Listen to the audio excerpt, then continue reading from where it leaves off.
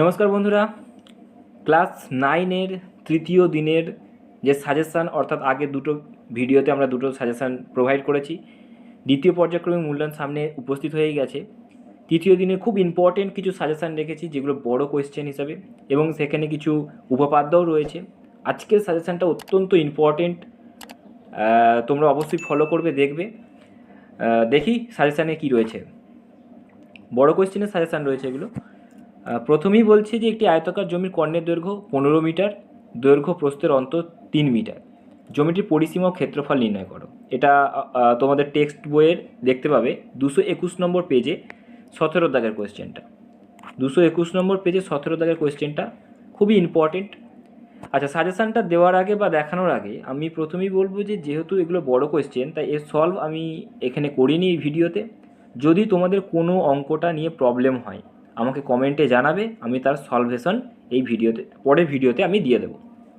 ওকে বন্ধুরা, তো দেখে নিই দ্বিতীয় কোয়েশ্চেনটা কি বলছে। যে কোয়েশ্চেনগুলো দিচ্ছি অত্যন্ত ইম্পর্টেন্ট, বারবার করে বলবো, পরীক্ষায় আসার জন্য খুবই ইম্পর্টেন্ট।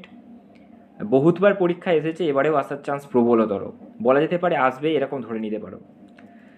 নেক্সট 2 নম্বর কোয়েশ্চেনটা হচ্ছে একটি ত্রিভুজাকৃতি পার্কের বাহুগুলো দৈর্ঘ্যের অনুপাত 2:3:4। পার্কটির পরিসীমা 216 মিটার। পার্কটির বৃহত্তম বাহুর বিপরীত কৌণিক বিন্দু থেকে ওই বাহুতে সোজাসুজি যেতে কত পথ হাঁটতে হবে হিসাব করো। 223 নম্বর পেজে 9 দাগের অঙ্কটা রয়েছে। আর একটা কমেন্ট এসেছিল যে ভিডিও অস্পষ্ট হচ্ছে, তো এক্ষেত্রে বলবো তোমাদের ভিডিও যে কোয়ালিটি, সেটিংসে গিয়ে কিন্তু সেখানে একটু চেক করে নেবে। সেখানে 144p যদি থেকে থাকে, সেটাকে একটু উপর দিকে নিয়ে যাবে, 360p বা 720p, 1080pতে নিয়ে যাবে, তাহলে পরে ভিডিওর কোয়ালিটি ঠিকঠাক হয়ে যাবে আশা করছি। আচ্ছা, পরবর্তী 3 নম্বরটা দেখে নিই। 3 নম্বরটা কী বলছে, একটি ট্রাপিজিয়ামের সমান্তরাল বাহুদ্বয়ের দৈর্ঘ্য 19 সেন্টিমিটার ও 9 সেন্টিমিটার এবং তির্যক বাহুদ্বয়ের দৈর্ঘ্য 8 সেন্টিমিটার ও 6 সেন্টিমিটার। ট্রাপিজিয়ামের ক্ষেত্রফল নির্ণয় করো। 226 নম্বর পেজে 16 দাগের অঙ্কটা খুবই ইম্পর্টেন্ট অঙ্ক। এই 3টে অঙ্ক এখনও আছে, ইম্পর্টেন্ট অঙ্ক। আমি কিছু বাছাই করা দিয়েছি গাদা কোশ্চেনের মধ্যে, তোমরা দেখতে থাকো। আর যদি কোনো সমস্যা হয় অবশ্যই আমাকে কমেন্টে জানাও যে এই অঙ্কটা করে দিতে হবে, আমি ভিডিওতে সলিউশন দিয়ে দেবো পরের ভিডিওতে। পরবর্তী অঙ্ক কি বলছে, একটি সমদ্বিবাহু ত্রিভুজের সমান বাহুদ্বয়ের প্রত্যেকটি দৈর্ঘ্য 20 সেন্টিমিটার এবং ওই বাহুদ্বয়ের অন্তর্ভুক্ত কোণ 45 ডিগ্রি হলে ত্রিভুজটার ক্ষেত্রফল নির্ণয় করো। এটা 223 নম্বর পেজে 12 দাগের অঙ্কটা। 223 নম্বর পেজে 12 দাগের অঙ্কটা রয়েছে, খুবই ইম্পর্টেন্ট অঙ্ক। তোমরা নিশ্চয়ই এতদিনে প্র্যাকটিস করেই ফেলেছো সবই, তবে এই অঙ্কগুলো ভালো করে দেখে যাবে। দুয়েরটা কি বলছে, নেক্সট আর কি পরবর্তী অঙ্ক, একটি ইঞ্জিনের সামনের চাকার ব্যাসের দৈর্ঘ্য 70 সেন্টিমিটার এবং পিছনের চাকার ব্যাসের দৈর্ঘ্য 168 সেন্টিমিটার।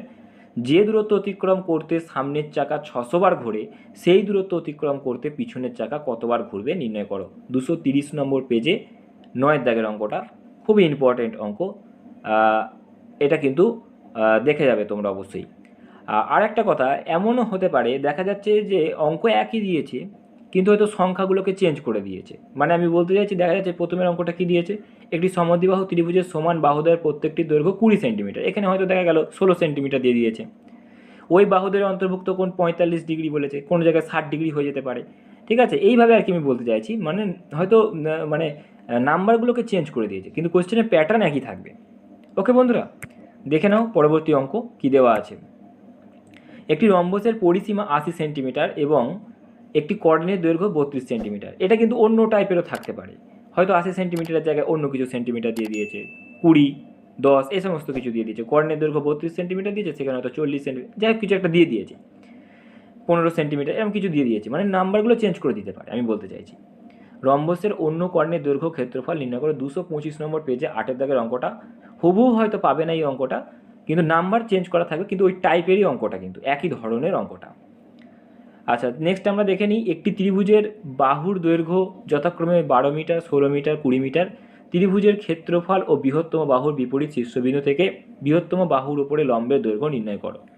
আচ্ছা, একটা কথা বলে রাখা দরকার যে এখানে কিছু কিছু অঙ্ক রয়েছে যেগুলো কিন্তু উদাহরণ থেকেও দেওয়া আছে। ওকে, কারণ ওগুলো আমার ইম্পর্টেন্ট মনে হয়েছে, প্রায় পরীক্ষায় এসেছে, প্রত্যেক বছরই প্রায় পরীক্ষায় আসছে 2-1টা করে, সেই হিসেবে আমি উদাহরণ থেকেও কিছু অঙ্ক দিয়েছি যেগুলো কিন্তু পরীক্ষায় আসতে পারে। শুধুমাত্র যে অনুশীলনী থেকে বা কোষে থেকে আসবে এমনটা কিন্তু নয় বন্ধুরা। বইয়ের মধ্যে থেকে আসবে, তার মানে কিন্তু উদাহরণ থেকেও অঙ্ক দিয়ে দিতে পারে, অনেকবার কিন্তু পরীক্ষায় এসেছে। তো সেই জন্য কিছু অঙ্ক আছে যেগুলো উদাহরণ থেকে দেওয়া আছে, সেখানে কিন্তু সলিউশন বা সমাধান করা আছে। দেখে নি পরবর্তী অঙ্ক কি বলছে। একটি বৃত্তাকার পার্কের চারধার ঘিরে সমান চওড়া একটি পথ আছে। পথটির বাইরের প্রান্তের পরিধি 500 মিটার এবং ভিতরের প্রান্তের পরিধি 478 মিটার হলে পথটি কত চওড়া হিসাব করে লেখো। তাহলে 230 নম্বর পেজে 11 দাগের অঙ্কটা আশা করছি এইভাবে পেয়ে যাবে।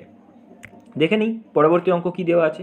আচ্ছা, পরবর্তী অঙ্ক দেওয়া আছে যেটা, সেটা হচ্ছে দুটো উপপাদ্য দেওয়া আছে। অত্যন্ত ইম্পর্টেন্ট, ভেরি ভেরি ইম্পর্টেন্ট, এটা অত্যন্ত ইম্পর্টেন্ট। কিন্তু এই উপপাদ্য দুটোর মধ্যে আশা করছি একটা অঙ্ক পরীক্ষায় অবশ্যই আসবে, আসবেই আসবে, প্রতি বছরই প্রায় আসছে। কি বলছে, প্রমাণ করো কোনো ত্রিভুজের দুটো বাহুর মধ্যবিন্দু দ্বয়ের সংযোজক সরলরেখাংশ তৃতীয় বাহুর সমান্তরাল অর্ধে। এটি 124 পাতা এবং 127 পাতায় দুটো পেজেতেই রয়েছে, যেটা ইচ্ছা একটা করতে পারো তোমরা।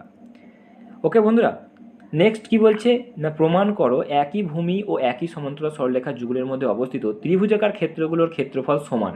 186 নম্বর পেজে রয়েছে, এটারও দুটো সমাধান দেওয়া আছে, তোমরা যে কোনো একটা করবে অবশ্যই। খুব ইম্পর্টেন্ট, কিন্তু বারবার করে বলছি, এইগুলো কিন্তু ভালো করে পরীক্ষায় বসার আগে অবশ্যই দেখে যাবে। আশা করছি তোমরা ভালো মার্কস পরীক্ষা থেকে নিয়ে আসতে পারবে। সেকেন্ড ইউনিটের পরীক্ষার জন্য তোমাদের সকলকেই শুভকামনা রইল, ভালোভাবে পরীক্ষা দেবে। সামনেই চলে এসেছে, আর কিছুদিন বাদে, এক সপ্তাহ নেই। তো তোমাদের জন্যই সাজেশান ছিল, আজকের পর্যন্ত এখানেই থাকছি। পরবর্তী ইম্পর্টেন্ট সাজেশান থাকলে পরের ভিডিওতে আমি প্রোভাইড করে দেবো। ওকে বন্ধুরা, তো এখানেই আজকের ভিডিওটা শেষ করছি, দেখা হচ্ছে পরের ভিডিওতে।